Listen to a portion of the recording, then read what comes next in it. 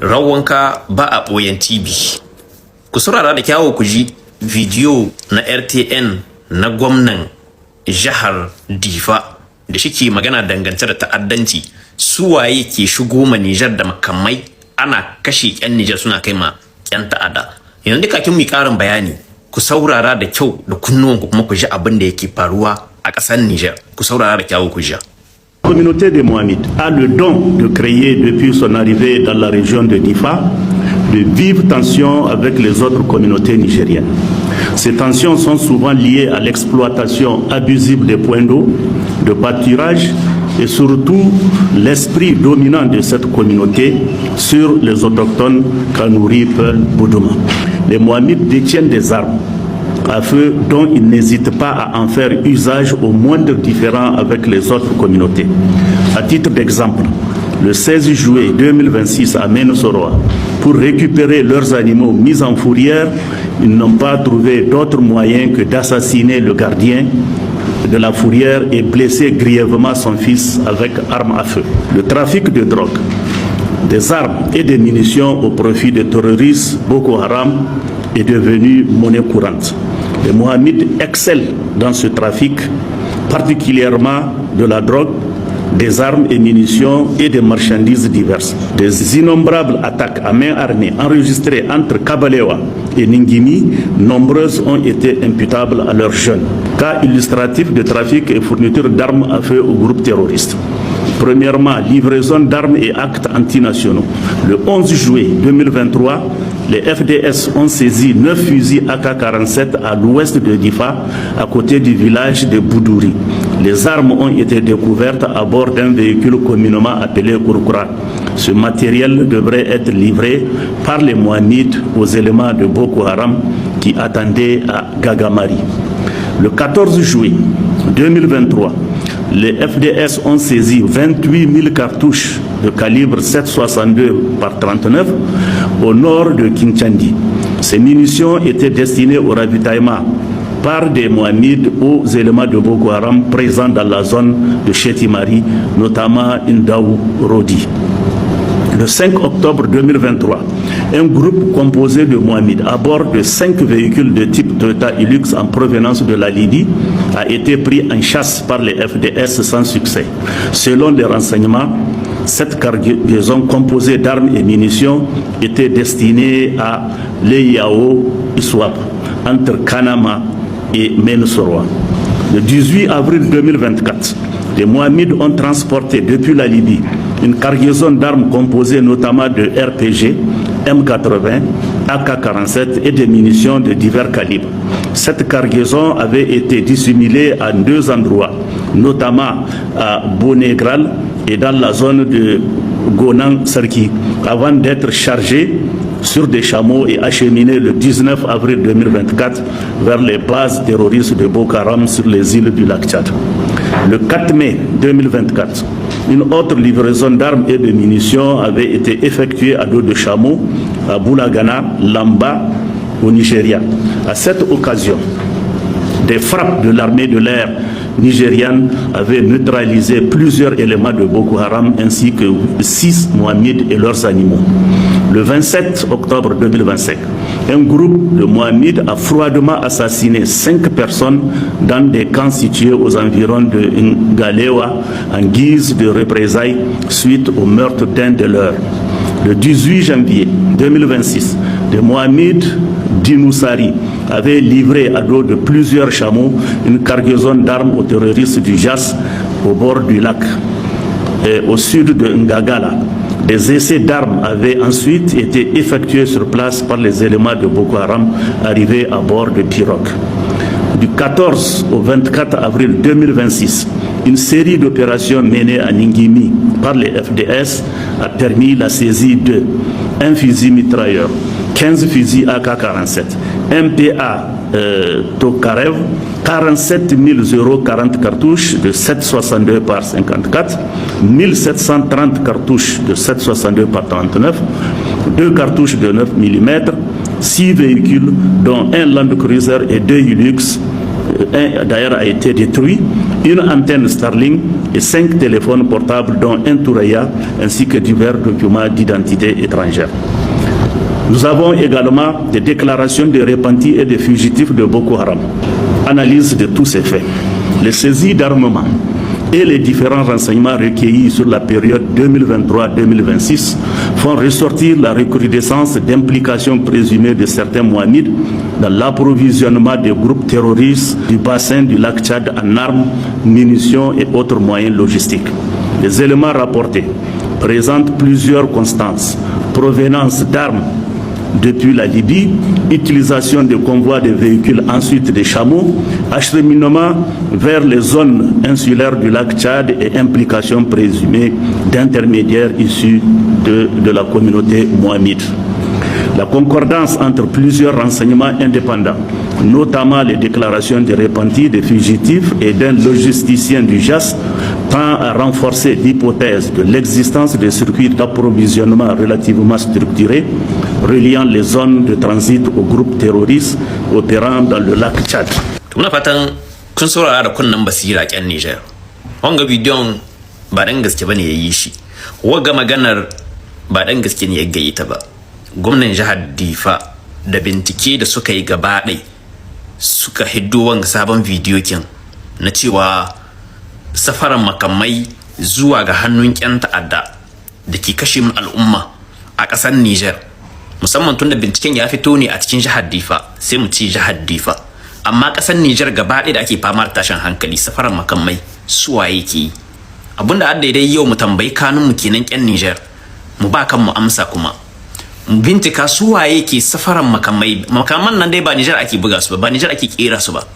To ta yaya aka suke shiga cikin hannun jahilan mu waɗanda ke kashe mana mutane, suna tare garuruwa, suna abubuwa marashi daɗi a cikin kasashenmu na Afirka? To suwaye ke safarar wannan makamman? Wagga maganar na jima ina yi maƙyan Niger ita. Wagga maganar na jima ina nuna masu jawanmu saboda in ba su sauki cikin bincikensu, in sauka mu cikin bincikensu na su gane ta'addancin da ake muna a cikin Niger wai da sa hannun suwa, wai suwaye ke wannan ta'addancin, ko kuma suwaye ake hada da kai da su suna wannan ta'addancin, kuma ya aka yi makamai suke shiga cikin Niger. In ku dubi bidiyo kana na shekarun baya 2022-2023 za ku samu bidiyo ka da yawa da ni magana ina jan hankalin sojawan, ina jan hankalin duk wani mai teni a Niger wanda hakkin kare Niger ya rataye wuyan shi, na cewa duk motar da kun ka gani ta fito daga Algeria ko Libya ku bincike su, suna sayo makamai. Na dade ina kira, na jima ina nuna musu jawamu da dukka wanda hakkin Niger ya rataye wuyan shi, na cewa kar ku yi wasa da iyakan Niger da Libya, kar ku yi wasa da iyakan Niger da Algeria saboda su ki shigo da waɗannan makaman.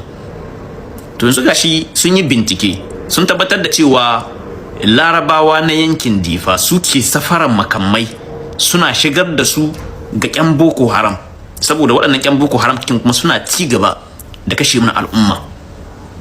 Ku da kanku ai kun ji hari da aka kai na baya-bayan nan. Kwanaki mun yi bidiyo kan wasu raƙumma da aka cewa an kama, har ake cewa an kashe mai gadin kuma an ji ma ɗan shi. To bincike da aka bincika sai aka gane su waye suka yi wannan ɓannar, sai aka gane waɗannan Larabawan da suka fito cikin bidiyo suna ɓacin ƴan Niger da suke ta da waɗannan raƙumman, su suka je su kashe wannan mai gadin kuma suka ji ma ɗan shi. An yi bincike dai daban-daban na cewa waɗannan Larabawan da akwai ƙasar Niger suna da sa hannu cikin ta'addancin da ake faruwa a cikin jihar Difa, na kashe-kashe na sojawa, na kashe-kashe na talakawanmu, na waye dai abubuwa na ta'addanci dai.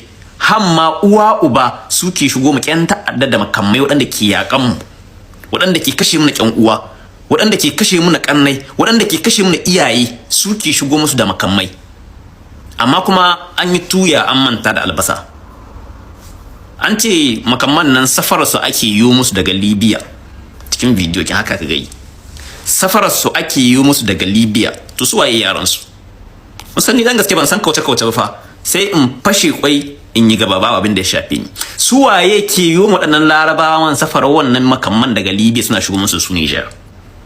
Su waye? Su ne direbobi waɗannan motocin da kuke gani cikin Sahara, waɗanda suke cewa sun fi kowa sanin Sahara, waɗanda suke cewa su duk Saharan nan sun santa suke yi safarar waɗannan makamman, suke yi safarar waɗannan makamman suna shigowa da su Niger. Amma yau in harkar munafici ne kyan ta tashi sai ku ji an ce a'a ai abinda muke gayi na waɗannan mutanen yan ta'adda ne suke sa hannu ana kashe wani mutane sauran sai ka ji an ce ma ai abinda ake gaya musu kabilanci ne dan ane musu hasada, su adda arziki, su adda kamfani kaza, su adda kaza, su adda kaza. Kamfanin jini, kamfanukan jini da su ne zaka yi alfahari da su. An yi safaran makamai har da kwaya an ka ce ba dan gaske gai ka ku zo kun san dan gaske shine ta kuka ku mai daɗin hawa. Ba dan gaske yace suna safarar kwaya ba. Cikin bidiyo kin ku saurara kyau za ku ji gwamnan Difa Allah ya kare mu da shi ya gayi har da safarar kwaya. Na jima ina nuna ma ikunan hanyar cewa waɗannan bisukan da motocin da suke cewa ba a control a Niger, wallahi duk wani traffic na kwaya na makamai suke yin shi a Niger. Amma sai ake cewa ai hasada ce muke musu. Hasada mai musu hasada nani? Mu abinda ke damin mutanen mu da ake kashewa, mutanen mu da ake hana ma intin su zauna Niger, ake wace su, a hana musu noma, a hana su kasuwanci, a hana su kiwo, a hana su zama garin su. Wannan abin shine ke damu mu fiye da komai. Amma ku da kanku ai yanzu kun shi. In za a magana kubur sai ka ji larabawa sun ce a ai su cikakken yan Niger ne, sun ka aiki a Niger, sun ba matasa waye, sun ba matasa waye da kudin jini, da kudin jini na yan Niger, da kudin jini na yan Nigeria, da kudin jini na Africa, da su ne kuka yi arziki, kuma arzikin da shi ne kuke goranta ma yan Niger. Maganar makamai da bincike da aka yi saman RTN tele na kasa gaba da aka gaye shi, suna safarar kwaya, suna safarar makamai, suna kai maƙyan ta'adda. Kwaya ita ana saida makannanmu da yananmu a cikin Niger suna sha, suna yin abubuwa na ba daidai ba. Makamai ana kai maƙyan ta'adda cikin daji suna kashe mana al'umma. Dan baki kai baka san ciwon kanka ba, wai balarabe ne zai taso daga uwa duniya ya kama ka makami, ya kama ka bindiga, ya ce je ka sheƙen uwanka, je ka kashe, saboda bakakin ba mu san ciwon kanmu ba, saboda bakakin ba mu san ciwon kanmu ba. Balarabe zai taso daga uwa duniya ya kama ka makami, ya ce ka kashe yan uwanka, kuma ka je ka kashe yan uwanka. Yanzu ga bidiyon magana da mun ka jima muna gayi, mun jima muna ta iko sakcin da kuke yi, wallahi mun sai mu ce ma ƴan Niger mu ne ke kashe kanmu da kanmu. Duk wanda ya ce ma wagga magana ƙarya ne, ba mu ne ƴan Niger ke kashe kanmu da kanmu ba, ce ƙarya shike yi, mu ne ke kashe kanmu da kanmu. Mu ne ke kashe kanmu da kanmu ƴan Niger. Iko ba su bincike. Duk mota suka gani kawai an ce chef MG ga jika biyu, shikenan nagode huce. Baka san wannan motar mi a cikin ta ba, akwai kwaya, akwai bindiga, akwai mi, kawai kai dai an baka yacin hancin jika biyu okay huce. Kuma wannan kwayar ko kuma wannan bindigar da ita ce za a je a kashe ma uwa, da ita ce za a je a kashe ma uba. Amma kai baka kula ba, babu ruwanka. Kai tunda an baka yacin hancin jika biyu zaka je kai ce fa ne ka kai matarka abin da take so, wannan kai daidai ne, duk abin da aka aikata babu ruwanka. Gobe kuma kai ikon da aka ba jika biyu kai za a zo a hara a kashe. Iko nawa aka kashe mun a Niger? Ana kirga ikon da an kashe mun a Niger? To wannan sakacin naku na a baku cin hanci ko kuma ku ga mota ku ce na santa mota wane ne, ba sai an bincike ta ba, wallahi kanku ne kuke cutar dawa, kuma ikon Niger kuke kashe kanku da kanku. Wagga magana sai mu ƙara faɗa muku ita, ikon Niger kuke kashe kanku da kanku. Ana baku cin hanci, baku binciken motoci. Wannan mota ta ɗauko makamai, kuma gobe a dawo suwaye za a kai ma hari, ku za a kai ma hari iko. Kenan kuke kashe kanku da kanku, kuke kashe kanku da kanku. Wannan magana ta shiga cikin kunnuwan ku iko, kuke kashe kanku da kanku. Yanzu dai gashi kun ji jawabin da gwamnan Difa yayi. Yanzu duk wani fata da shike cewa dan gaske kana kiyayya jajaye, kana cewa ai jajaye kaza, to kun ga sanadiyar kiyayyar da nake majajaye suke kawo mana duk wani abin cutarwa a Niger, suke kawo mana shi. Duk wani fata ka ku ce na cire wani da wani, ban cire kowa ba, inda kai jani a Niger. Lan mutum kake kai ke shigo ma ƴan Niger da bindiga, kai ke shigo ma ƴan Niger da kwaya, in dai jani kai. Ku ne ke shigo da lalan abu, haramtaccen abu a cikin Niger. Wagga magana kuma kun jita. Nagode yan uwa. Assalamu alaikum wa rahmatullahi wa barakatuhu. Yan uwa musulmi na fata alkhairi, fata na cin koshin lafiya. Barkamu da wannan yini na Asabar. Alherin da yake cikin wannan yini Allah mai rahama mai jin kai salamu da dukkan alkhairin da yake je aka san haka Allah shi kare mu. Da kare shi albarka annabi da alqur'ani na ma da kuce musulmin duniya, fata da alheri da fata na cin koshin lafiya. To mun ga wani bidiyo yana yawo wanda na ga akasarin Burkina da Mali da Niger yan gwagwarmaya da wanda ba ma yan gwagwarmaya ba suna ta haska bidiyon nan na yan ta'adda suna cewa mai ya kare. to abinda zan mu iya gaya ma jama'a, wannan yana iya zama filancewa, wallahi yana iya zama filance, kan mutum yayi tamanin wai man su ne ya ƙari. A gaya musu wa jama'a, soji sun san abin da suke yi, to wane ne musu bidiyon zai san man su ne ya ƙari? In taku ne fa, to soji suna cikin shirin su, kawai mu abin da muke so mu ma sojojin mu addu'a kawai, duk shegen da ya shigo kawai ban da shi. Wannan yana iya zama taku ne ma kawai. Dan ta'adda zai yi bidiyo da kanshi ya tura a duniya, yana ture da motan shi mai ya ƙare. Mi suke ni? Suna tamanin mutane ba su da hankali, su yanzu masu hankali ne, mu mutane jama'a mu ne ban mu da hankali. Wani abu ai bai taba zuwa ba, ai ya zamanto haka. Kai dan ta'adda ma baka yi karatun antarnama na sanin yaƙi ba, har wanda ya karanta abin yayi karatu yayi komi, kai ka zo ka yi shi sani. Wallahi mutane ku bari wannan, kawai kuma kasashen IS addu'a. Wannan ƙarya ce, ba wani man sai ƙari, taku ne da uwar gije su Faransa kawai, babu wani abu mun sani. Kuma muna so mu gaya musu duk wanda ya shigo sai dai yomin takunu, sai irin wannan ranar ta ƙarshe a tada shi kawai. Yawwa, ba taku ba wanda mu sani ba, ƙarya ce wannan, wani mai ya ƙare musu, ƙarya ce, ba waye musu bidiyon, su wasu kai bidiyon su da kansu suka aska a duniya. Wai ga sunan suna tura motuna mai ya ƙare, kuma mutane sun ɗauka, social media ta ɗauka yan ta'adda mai ya ƙare musu, ga sunan suna tura motunan su. Kenan soji su tarra su inda suke, sojoji sun san abin da suke fa. Kawai ku taya su da addu'a, kawai a shirye suke, rai ne ko mutuwa. Yawwa, ku musu fatan alheri, Allah ba su nasara akan makiya kawai. Ubangiji Allah dora su kan makiya, kawai shine zan yi addu'a. Allah kare mana kasashen mu na IS, duk wanda yake da hannu cikin irin wannan fitinar da take tasowa, Ubangiji Allah sa ta fada a cikin gidan shi ko wane ne. Da wanda ya bada kuɗin shi, da wanda ya musu addu'a, da wanda ya kawo wani abu ya gwada musu hanya, da wanda ya saya musu mashishikan, da wanda ya ba su makaman, Ubangiji Allah sa ya koma cikin gidansu wannan abubuwan duka. Duk abin da za a yi ya kare a kansu, kawai mu shine addu'a mu. Albarka annabi da alqur'ani. Kuma mu yi addu'a kawai, wallahi ba mu da wata mota bayan addu'a. Kun ga addu'a na ita ta maganin Faransa fa, da munafukan wanda suke tare da ita, gida da waje. Yawwa, mu ci gaba da addu'a, ba mu da sarki sai Allah kawai, ba mai yi sai Allah.